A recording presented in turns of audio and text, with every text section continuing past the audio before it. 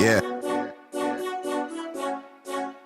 I hope everybody's paying attention today because we have Magda Kay on the show, and she's going to be talking about intimacy and what her world looks like in this space and how she helps people. So I want to welcome Magda Kay to the Unimpressed Podcast. How are you doing today? Well, thank you for having me. I'm very well and really excited to chat about things with you. So intimacy, that's a, what do you do with that? That's a piece of the puzzle of life, whatever that is. That's a feeling. That's, how do you maximize that? Yeah, to be fair, I think the conversation needs to start what intimacy really is, because unfortunately we equate it with sex, and it creates a lot of confusion because we need intimacy, but then we end up looking for it in the wrong places.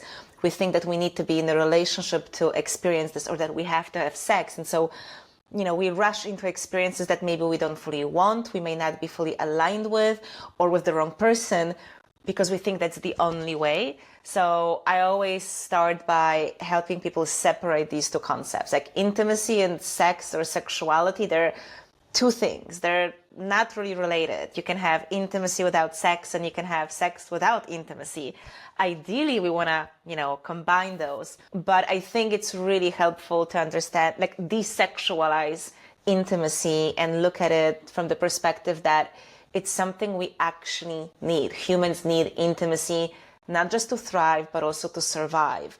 Remove all the shame or the taboo, that we have connected to the idea of intimacy. So I think it's so important just to, desexualize it, remove the taboo, and understand it's a basic human need, just like your need to have food and shelter. And then we can talk about how to meet those needs in a better way. If you understand the non-conscious, right, isn't a lot of this predetermined for us? And why don't we apply that more? You know what I'm saying? Like if you think about feng shui, right, and you think everybody has a birthday, everybody has a direction, everybody has a path. What do you think about that as far as part of what you do? One of the things that I work with is what I call sexuality types. So I don't think a lot of people look at it from this perspective. We just think, when you have sex, when you get into a relationship, it just kind of flows on its own. So what I'm seeing is that we have these energy blueprints. We have our kind of own way. Like you could say, that's my astrology chart, that's my human design chart, and so on. So in this aspect, there's certain preferences and things that will work for you, like your unique way to experience intimacy with other people. And that's going to be unique to you. So I feel like this is something that it's in a way given from the start, from when we are born. So in that aspect, I would say yes. But I honestly feel that it's quite universal, as in the way I define intimacy is that it's desire to come back to oneness. So, we live in that world where we feel the separation, and that causes a lot of pain. And then we want to get into relationships, come closer with friends, because we want that sense of coming back to oneness, like together, which is really the state of enlightenment. So for me, intimacy is that. And so from that perspective, it's going to be pretty universal for everyone. But I'm curious, do you want to speak more about this idea that you just shared? Well, I talk to a lot of different people, neuroscientists and different types of people. And I talked to Marie Richmond. She has a show on, I think, Peacock or something. She's kind of like the feng shui specialist. So, like if I'm sitting right here in my podcast room, because of my predetermined birthday, we know our birthday, I have a compass. I have a compass, and if I'm if I'm sitting right here in this room, my feng shui and success is the right corner right there. So I have a thing that says success feng shui. So what I'm saying is, if you apply your birth date to that chart, it gives you your romance direction, right? Because if you romance in your tone, because I can say tone, because I understand, I always talk about how tone attracts tone, right? So we can use tone as well. So I think if we understand that information and it may be align people in that right direction, it may save some trouble. Because do you ever run into a situation where they're trying to put it there, where there may be a couple or group trying to find intimacy, but they're trying to put around peg in a square hole because the tone doesn't match? Yeah. Okay. So I know what you mean. Yes. So, like I said, we have those types, and you can actually understand your type a lot by knowing your astrology already. So it's basically what is your affiliation to the four main elements, which is earth, fire, water, and air. And you will have your, like you say, like your tone, your own vibration, your unique style of sexuality and intimacy with people. And so for sure, I think because it's not an area where we talk about compatibility, so we just kind of think, oh, if I like someone, I'm attracted to someone, I'd like to, explore more with this person. We just assume that the rest will flow naturally, and it doesn't always. Because if you don't have this compatibility, if you're very different or even, you have opposing energies, it's just not going to flow. So I think that is something that we really should be looking at and just understand kind of who am I? What is my natural expression? And not, because I think some people, when I speak about these things, they feel like, oh, but isn't it limiting? So I don't look at it as like, oh, that's the only reality you have. But it's more about finding self-acceptance and understanding that with some people you will vibe, and with others you won't. So with some people, it's going to be easier and more natural to build that intimacy just because your energies will be more aligned. And with others, it's just not going to flow. And something that happens, probably we've all experienced that. We may have someone with whom we are very well aligned as friends, or maybe even as partners, but then sex doesn't flow because for some reason we're not aligned there. And then you may have also had lovers where it flew so naturally, it felt like you're just so in sync, but outside of the bedroom, it doesn't flow. So I think it's actually really helpful to understand, like you said, there are certain things that maybe in some way pre-designed into our system that determine what will work for us and, in what way I will specifically want to experience intimacy. And like you said, because sometimes I feel like, we may want to force something that just, it's not designed to be. But I will add this. I feel like, I don't have the answer when it comes to, but I don't know why my Zoom, my camera does this all weird effects, visual effects. So the way I look at life, and I honestly don't have the right answer, but I move sort of in between whether, my soul has a path and I am here to fulfill this path, or whether I create everything in my reality. And, in spirituality, we have these kind of two approaches and I don't know which one is the one. So I sort of try to flow in between. I try to accept that certain things just kind of happen and I don't seem to have control over them. And with the idea that I can create my reality. So I'll tell you honestly, for me, I don't align with one of the two more. I don't know where truth lies. So I try to kind of flow with both, depending on the situation in life. And you're going to have a non-conscious part of your life that shows up in the world, right? And that's made of something. Right, there is something, that has a direction that's made of something. Your sensibilities and your feelings are not even in play yet. You know what I'm saying? So I think if you look at it mathematically, like, all right, if we can help people understand that, hey, this is what I'm bringing to the table because of this lineage that I still have to balance, and then this new creative I have to balance that aligns with this past creative, right? If you look at it mathematically in a way, that's kind of how it is, right? When you're trying to figure out, all right, I'm carrying this, bringing this non-conscious part to the table that I have to learn and understand myself. That's finding myself, and then apply that to whatever this lineage is and make sure this is balanced. And hopefully by the time we get through these processes, we're as one, right? Is that not kind of what we're trying to do in life? I guess. And I'll add that one of my favorite quotes is by Carl Jung. And it's that, I'm sure you know this, unless we make the unconscious conscious, it will direct our life and we'll call it fate.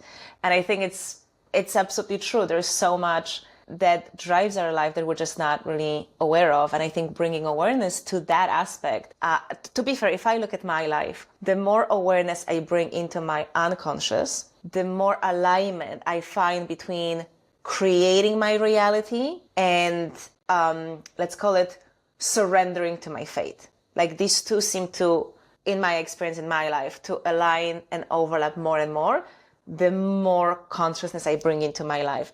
But yes, it's a journey. And so, I always say it is that there are things I know today, and in a few years' time, when more things enter my space, this may change. I never claim to have all of the answers. All I can say is that, life is revealing itself to me, like to every other person. And it's an interesting exploration to see what enters my conscious space, right? And how it evolves. So I don't ever claim that I have the answer when it comes to life. I'm just, I'm exploring this together with everyone else. I think we question those answers because of non-confidence. Because I always say this thing that if you understand creation, like if you took it your mindset and you understood creation from a rationale standpoint, how things were created, and apply that to what you do compared to trying to discover what you do. How much quicker can you get to the answer if you understand creation, rationale, something quicker than trying to, dig in a big pot of discovery and you don't know where you land is right or wrong.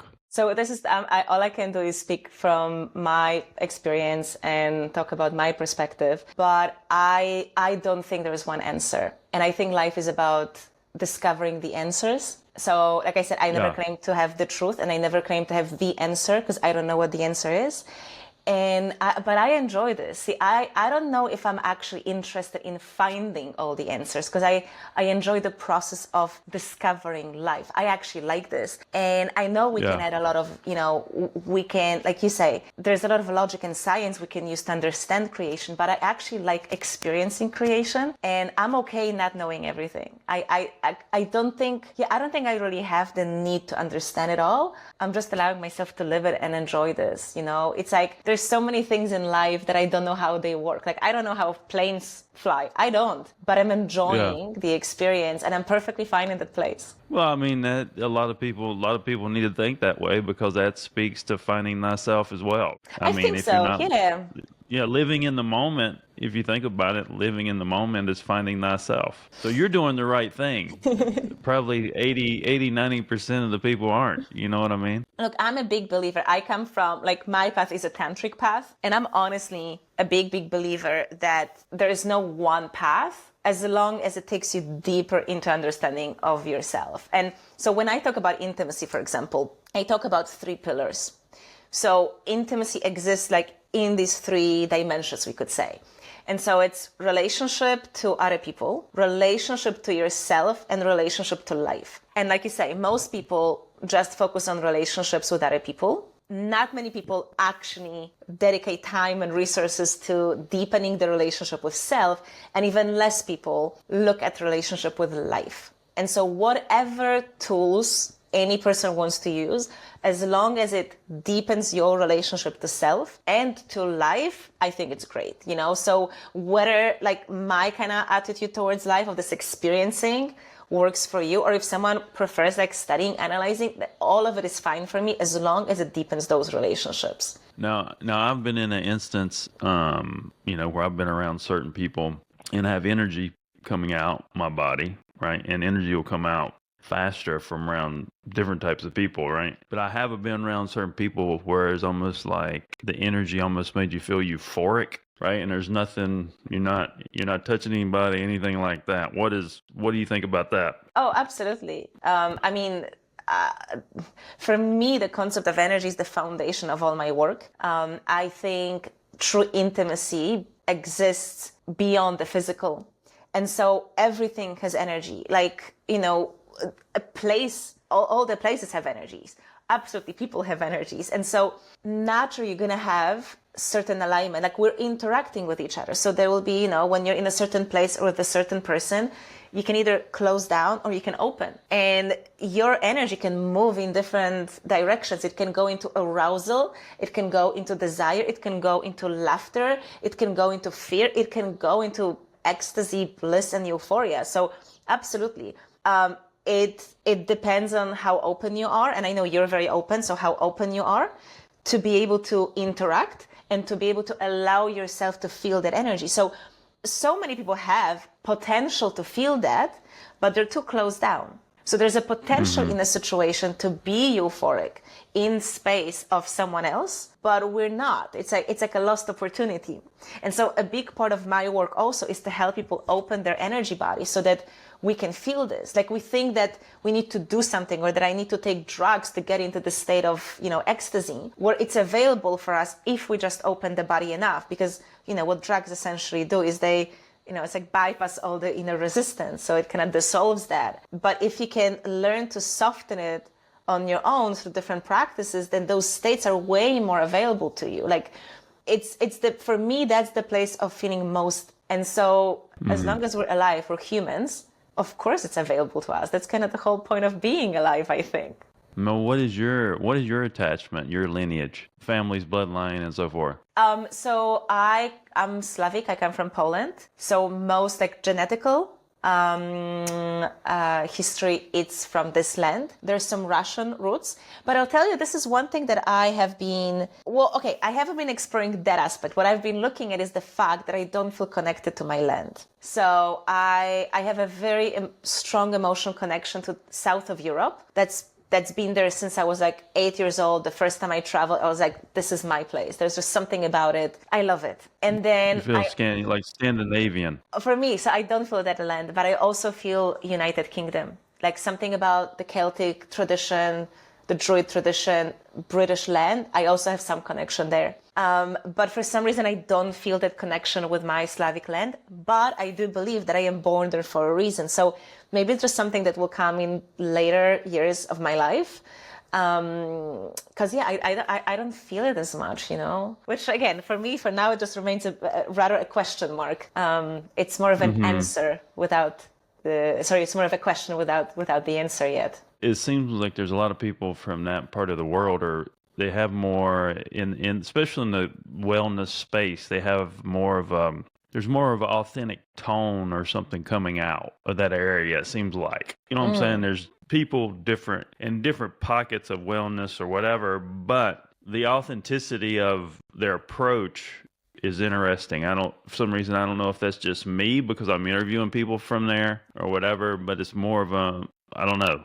Does that make sense? Like there's more of an authentic of approach in whatever pocket of place they're in and trying to help people in the wellness space? Well, I mean, thank you for this reflection, because I think something that does come to me, it's if I look at my country in this part of the world, like Central Eastern Europe, we're definitely traditional, and I am quite traditional. So then on one hand, I'm extremely open when it comes to intimacy and relationships and sexuality, but there is this element in me that's very traditional. And I think sometimes people don't understand how I can talk both about, let's say, sex parties and being a traditional woman. People don't see this aligned, and it perfectly comes together in my body. So there may be some influences that I'm just not aware of. And like you talk about this authenticity, and I think it's hard for me to judge this from within. But maybe there is something there. And maybe it's a bit like, economically, these are like emerging countries, like we're developing countries. We're not yet at the level of the West. So maybe it's also similar to spirituality and these ideas that they're also emerging. And, usually when it's emerging,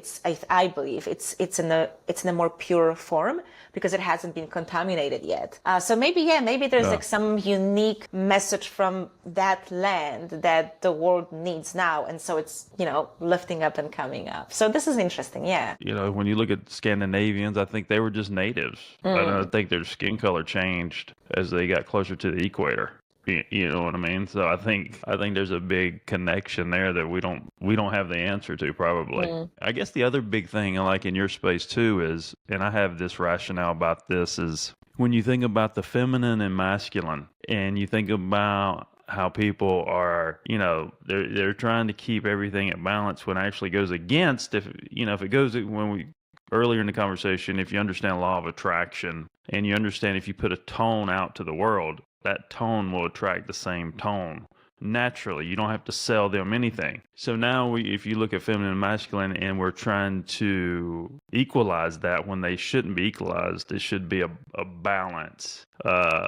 Because I think when you put those vibrations out, right, you create fractional vibrations that develops into energy that could create a situation or direction or perpetuation of humanity, whatever it is, to go in a different way. Does that make sense? So what do you think about people? I mean, what do you understand by balance between the feminine and masculine? Well, I think that both sides have to understand, all right, so hey, this side over here has 5 things that I can't do. If I combine them with these 5 things, then we have 10 things that we're very powerful at. and we're more powerful as one, right? I think we're going in the opposite direction with that. Okay, I think so that yes. creates fractional energy that could create positions in humanity that shouldn't be there. So the reason why I asked you about the definition of balance, because you used two words that I really like. So you talked about balancing this energy and also equating them. I think this is maybe the word you use. So again, and this is like this traditional side of me that comes out here, but I do believe that masculine and feminine are different and they're meant to be different. And I think it's not just that, but I feel like our society loves to feel that everyone is equal. But by equal, we're confusing the word equal with the same. We're not the same. And like for example, I have white skin and dark hair and dark eyes, right? That's my complexion. And I love, I spent like over a decade in Southeast Asia. I love the fact that people looked differently than me. I love that they had different skin color, different hair. I love that. We are different. Now we're equal in terms of the value, right? We're equally important. We're equally worthy. But we're not the same. And I don't know why we're trying to pretend like we're all the same, like we're not different. We are different. Now, we contribute in different way. But it's not that, there's certain things that the feminine can do, certain things that the masculine can do, certain things that women can do and men can do. And it's like pretending that it doesn't exist this way. It's a bit weird. So I'm a big fan of this idea of divide and conquer. And it's kind of what you said. There are certain gifts and talents that I bring. And there are certain gifts and talents that you bring. And when we come together and we make these things work together, we have, synergy and exponentially can achieve more. And I think the world is designed like that. There is a reason why we have day and night and not just one time of the day all the time. There is a reason why we have seasons. There is a certain flow, there's movement. And this polarity is important. Like, the whole even reason why we have life, if you think of it, on our planet is because there are temperature differences in the water. That creates the current. That current moves the oxygen through our oceans. It's because of this oxygen that we have life in the water, and all life on the planet Earth came out of water. So literally, polarity is what allows all of us to live. So I don't think there's anything wrong about polarity. What I think is wrong is when we now start competing and say, no, you're not important, I'm more important. That's silly. But it's about, can I perceive the fact that can I see that you are different from me, but you're equally worthy, right? You're different. We don't do the same thing, but just because you don't do what I do, you contribute in a different way. Your contribution is not less worthy. But I think this is the problem that's happening. We think that we're better, and so unless you contribute and unless you're the same to me, then you're not worthy as I am. And that's the mistake. That's the crazy thing that's happening, in my opinion. Our egos are so big on certain topics, we just can't get past our own ego. And especially when it comes to relationships and dating, like there is so much ego these days. It's pretty crazy. Like everyone feels hurt, so everyone goes into the offensive to fight instead of dropping into vulnerability and unite and like just move together. Unfortunately, we really move against each other these days. But hopefully, a lot of things in life go kind of from one extreme to another, like a pendulum. So hopefully we're just on one edge of separation, and eventually we'll flow back into the other side of union, really. So hopefully. What do you do when people haven't experienced this feeling? Because with those non-experiences for the younger people, if they don't experience their sensibilities, then they don't know what they are. So when they do experience them for the first time, they have this reaction, and it's usually an overreaction. So what do you do in the circumstance if you're working with someone who's young, who may have not felt anything like this? What is their reaction, and is there a difference when you see younger people, that you work with? So I wouldn't even say it's about being younger, because I've seen that it's regardless of the generation and age, whether you've had those experiences or not. My whole job is to help you have that experience. And this depends on a lot of things, like we chatted before. You gotta be receptive, you gotta be open. So I try to help them open up, but essentially they're gonna open as much as they are willing to, that it's available to them. I can't force that, and I cannot force any experience on anyone. I think I don't know if that was true for you, but definitely at the beginning of my spiritual path, I was like, I'm gonna heal everyone. But honestly, I was just imposing my ideas, my way of living onto other people. So I've learned over time that I cannot impose anything.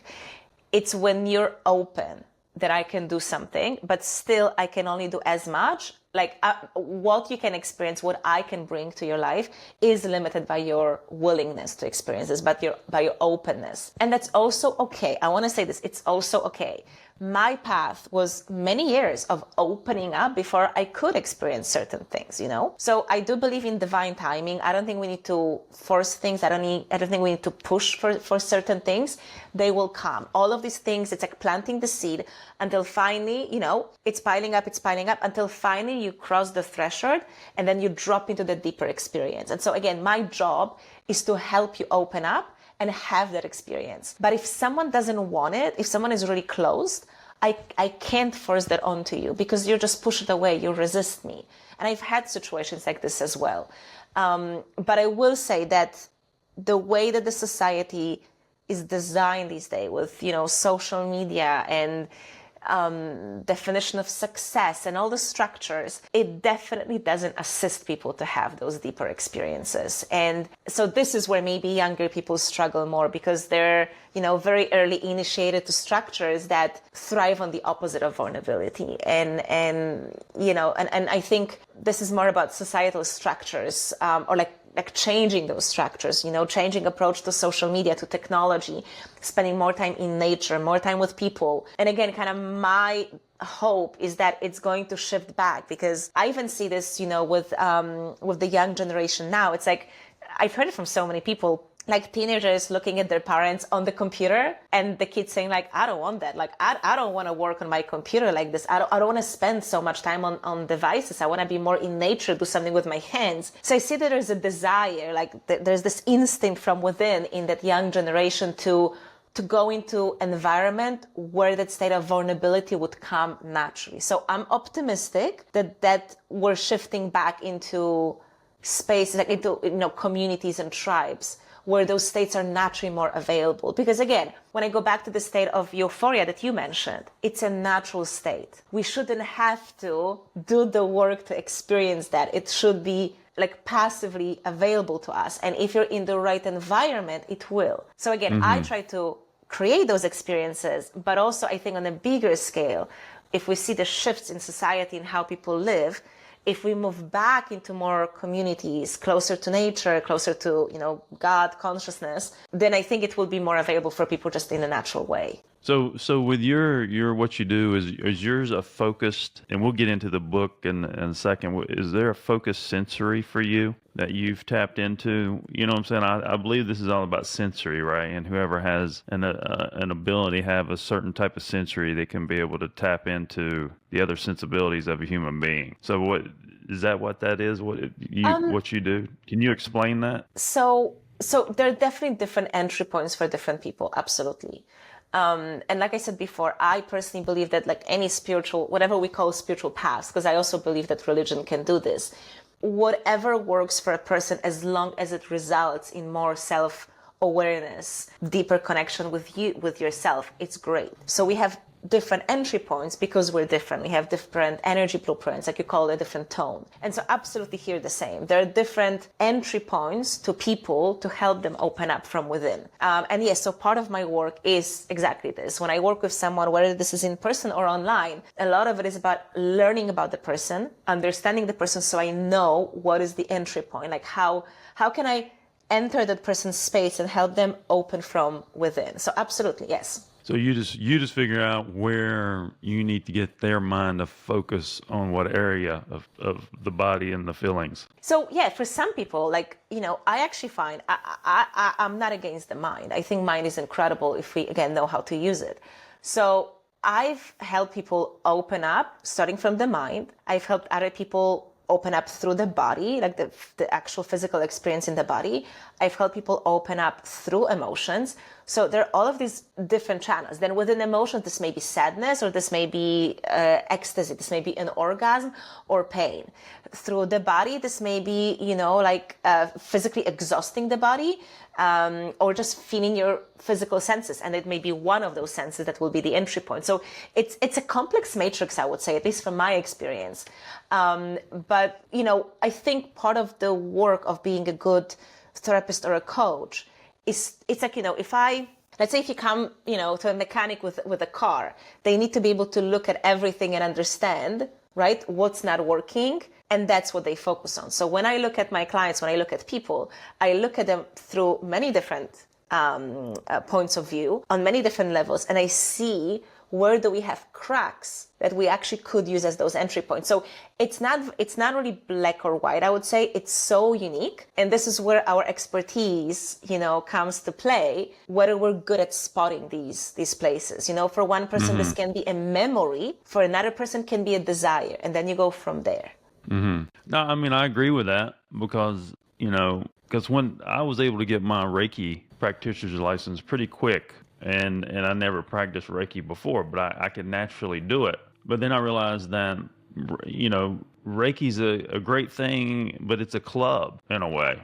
You know what I'm saying? Because I think if you have something, you have something. And some of those things that we identify to, like Reiki or whatever, some of the people in that club can't do the same thing as the person over here. It may have something going on that really has something going on. I think that's where the lines get blurred in what you do and what I understand. And because I feel these things, because like when I can scan over somebody, I can go to different parts of their body and something will just hit my hand, and that's, I can't predict that, you know what I mean? But if I'm close, I can home in to where there may be an issue. So, I mean, that makes, it makes a lot of sense. It makes the tone attracts tone. And because I found a way to use media and create a pure source, like you could create a pure source customer based on tone using media, because when you talk about not combining spirituality and this new world, but the third component of this is social media. Social media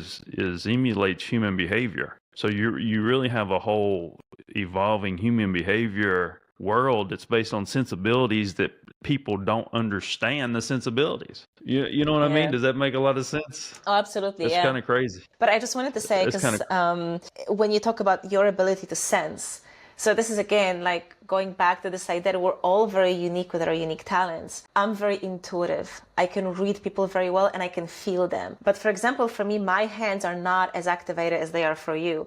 So my first entry to spiritual and healing world was through theta healing. And I was always really good at reading people, but I wasn't very good at guiding the healing process itself. And I was like, okay, so, in Slavic language, it's more powerful. But so when you have the word witch comes from wisdom. So witches were the ones holding wisdom. And then you had also healers. And I've learned through my experiences that I am a witch. My talent, my blueprint is to know and to read people. And then other people, like I would assume people are natural healers because they can conduct energy very easily. And they have the ability to shift the energy in someone else's body. And I think this is really exciting. And this is another thing, so these are the things I look for. And again, I'm good at reading people, so this assists me, but I look for those things because we are different. And again, it goes back to this idea, we started talking about feminine, masculine, but it's not just here. It's with everyone. We're different. Right? Now look at this. If I was to tell you oh no, the ability to read the person is more important. I'm like, no, it's a different talent. It's a different way of interacting with the reality. And again, if we come together, combining those gifts, that's when we have something incredible. So we see those differences in people. And I find it fascinating. I love the fact that we're different. What would be the point of having everyone the same? It's I heard it once, by the way. I don't know where I read it, but I love that saying that if there was only one way to be, God would create just one human. And the fact there's so many people on this planet represents the fact that this is the amount of different ways how you can live your life and interact. And I just love that. I love differences. And I think one of the difficulties for people when it comes to intimacy is that we don't actually understand differences and we don't know how to make space for them. If someone is different than me, I immediately feel disconnected. And I think the challenge is, can I build intimacy and connection with something that's different than me? And that requires that I don't judge you. That requires that I see your different gifts as equally worthy and important as mine. That requires that I am curious about you. And I think we're so insecure these days. Like you said, the big ego, we're so insecure that we need the other person to be identical to us because we need this for the confirmation of the fact that I am worthy and good. And that blocks the ability to create intimacy with other people. Well, I mean, think about a comment on social media. If you have a comment on social media, you may have one bad comment, which is maybe 10%. So if there's 90% good, right? Think about the same thing. You're just, you're only focusing on the bad. You're scared to look at the 90% that may be good we could pull out of that. We're homed in on this small percentage of negativity because that's what we perpetuate, right? That's, why do we do that? If you look at that outside looking in, you're like, why are we doing that? Yeah. Perpetuating that mindset. Because that's what it is. It's a very small, we're focusing on a very small percentage when if people really looked at themselves and been like, hey, I got a lot of good over here. What can I pull out of this? What can I focus on this? Right? And that, and then the anxiety is created, the angst is created because you're not really focusing on the right things. I'm someone with like more, anxious attachment style. So there's like a lot of like people pleasing tendencies that it used to be really, really strong. And I wasn't aware of this. Since I became aware of that and, becoming more conscious again, it's been easing off, I'd say. But the tendency, can absolutely show up. And something that helped me, it was about, I think the book was called, The Sexual Practice of Kudoshka. And what I loved is that in a lot of shamanic traditions, they look at the whole world through 4. So things are split into 4, like 4 elements, for example. And there's one graph, and you had a circle, and it was split into 4, even parts. And basically it was like this: people who like you, people who love you, people who don't like you, and people who hate you. And the reason why that really stuck with me is because as a people pleaser, what is it that I'm trying to do? I'm trying to have the whole circle of people liking and loving me, right? Like I'm trying to achieve that. And instead they show it as like, this is just the law of nature. It's because we're different again.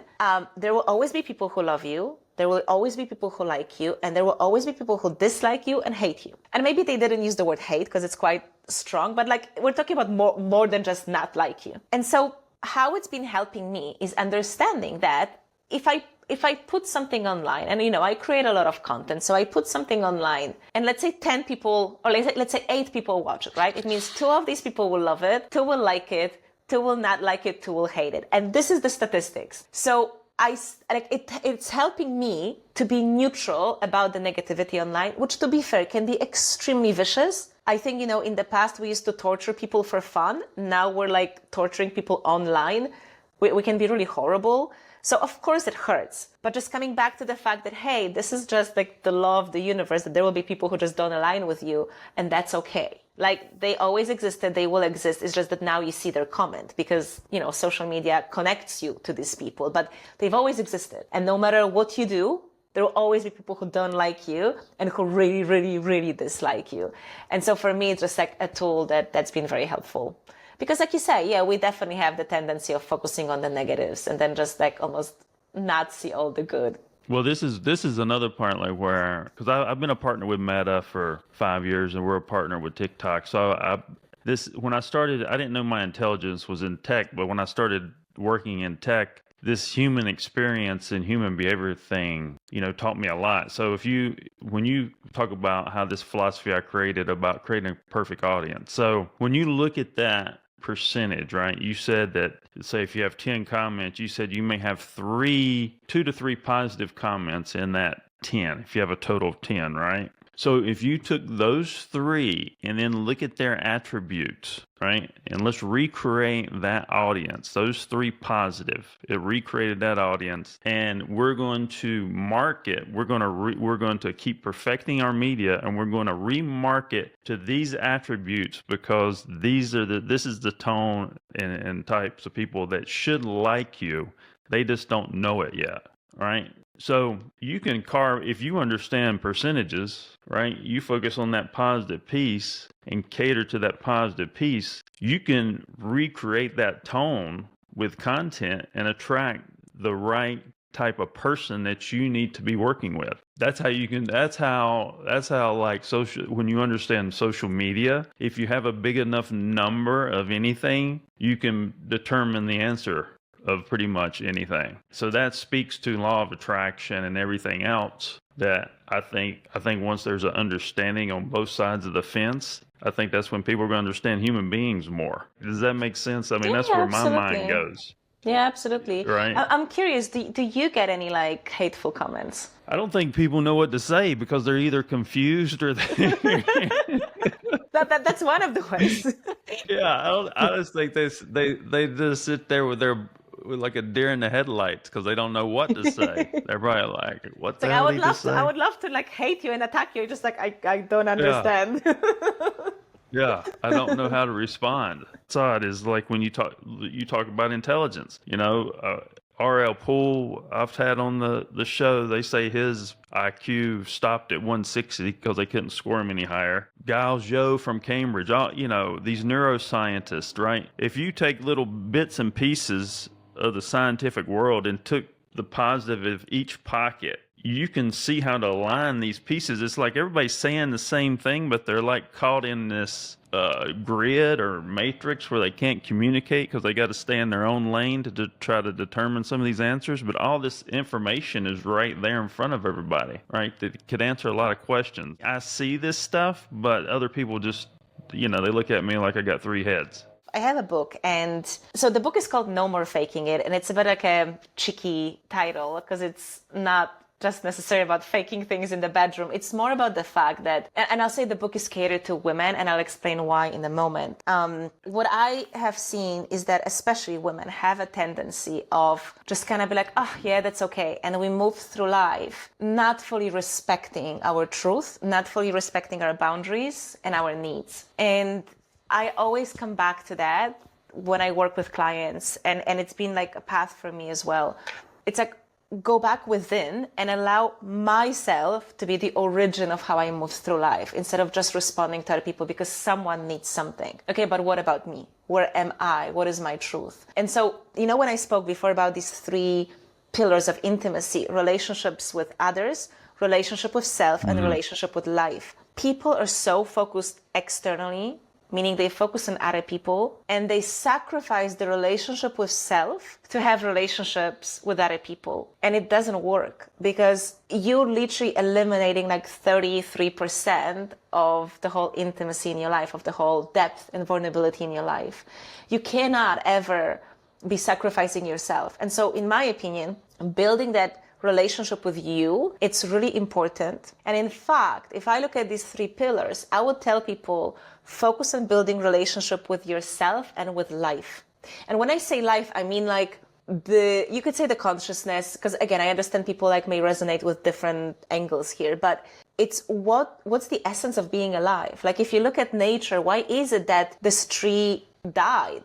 Like, what's your relationship to death, to brutality that we see in nature? What's your relationship to the cycles and the change? That's what I mean by this. And so relationship you have to self and to life doesn't depend on other people. It's always available to you. But relationships with other people are dependent on other people. And so we should really be less obsessed about that and more focused on how do I build very strong, intimate relationship to myself and life. And so the book is a guide for that. It's a guide to build that strong relationship to me. And what I teach in the book is the system that I developed of working with what I call your 4 power centers. So they're like specific, you could say, places in your body that are linked to your deep needs and boundaries and things that you need to be looking at to make sure that you live a fulfilled life. Very often we ignore them. And so then it's like we're torn because those 4 power centers, they fight because they all want your attention and you're not listening to any. So all of it is about closing your eyes and going within and actually understanding what it is that you need in any moment and start moving through life more from the place of full alignment instead of this kind of resistance like, yeah, I don't really want it, but fine. you know? Or like, yeah, I'd like it, but it's okay if I don't. We do this way too often. And I call these like mini abuses. If I do this once or twice, it's not a big deal. But we do it nonstop. We're literally like abusing ourselves. There are micro abuses that grow into like really serious trauma. And so unless I know how to listen to myself, I cannot listen to another human being. So it's so important for me, in my opinion, to build that strong relationship. And so that's what the book is about. Opinions are not answers. You realize that. But I think you have the answer because I think it's very foundational. You should give yourself more confidence behind that. You know what I'm saying? Because that's pretty pretty foundational. Because again, I like it, like where I am, and I get it again, we're different, and I know we have different blueprints how we are meant to add value to life in general. So like I said, I'm not someone to find the answer. I'm not someone who is interested in finding the truth. I love the process. I love the process of discovery. And so when you say like, you know, an opinion is not the answer, and yet I think that by exploring our opinions, it's how we get to know ourselves better. So I look at life and everything in life as a spectrum. I think nothing is black and white. I think everything is gray, somewhere in between. And so I don't focus on white. I don't focus on black. I don't focus on points. I focus on the scale. So if there's this on one extreme, we have like absolute lack of awareness of life and myself. And on the other spectrum, we have total awareness. I don't believe anyone is in the space of extreme. I think we're all somewhere in between. And my intention with my work, what I do, is simply help people move closer to self-awareness. And like I said, you know, it's also my life. I've had a lot of answers, which later I realized, they were actually not true. But I needed to go through that process, you know, and I think also, when I work with clients on intuition and visualization, I try to introduce them to like, you know, introspection, going within. People are often scared or like just worried, like, oh, how do I know this is the actual answer and not just my imagination? So I like to remove that. I'm like, who cares if it's your imagination? It will eventually get refined. But even if the messages you're getting, they're not like, you could say true, still, because what you're doing is you're building a skill to talk to yourself and listen. So see, I am perfectly okay with opinions as long as we allow them to be fluid. Holding on to something is a problem. But then you're turning something into black or white. And like I said, I don't believe in black and white. So don't turn a shade of gray into black or into white. It's not. Remember, it's just a gray, and it can get darker or it can get lighter. I mean, that's very foundational. That comes from a very foundational place. You know, if I take what you explained and I look at it as percentages. Every ball was a percent of something, and how that weighs, because whatever you accept, light or dark, whatever direction, you know, every little percentage has a play. You know, so I think that's where I push the envelope a little bit, you know, because when you tie this back to science, and you said 1/3, it's very ironic that science only uses 2 parts of law of attraction to determine things mathematically for the human world. So we alienate the intuitive piece pretty much in everything in life. When you talk about knowing creation and alignment and all that, I think that alignment is coming up, that narrative is coming through, but there's going to be more focus, I think, on that piece there, just understanding how do we, you know, how do we keep this in play, because this is a third of humanity, because I call law of attraction as like the glue for life, you know, and I don't think I really look at that. They don't look at that the right way. So it's very ironic that you said 33% is not in play. I'm fully with you on this one. And I often have like frictions with my father, who like doesn't believe in any of this. And I always tell him, it may not be true in your reality because you've never had the experience, but I have. It's like if someone was never in love, they can claim that love doesn't exist. But if you have been in love, you'll be like, no, love is very real. So with this intuition, if you've never really used it, if it's like a muscle or a skill that you never, you know, relied on, it may not exist in your reality, but it doesn't mean it doesn't exist. And so again, like honestly, when we talk about like good relationships, better sex life, which is what I work with, it can never happen unless you first build that connection to self, which is all about intuition. It's all about just this inner knowing. Like you cannot have true depth in life unless you build that.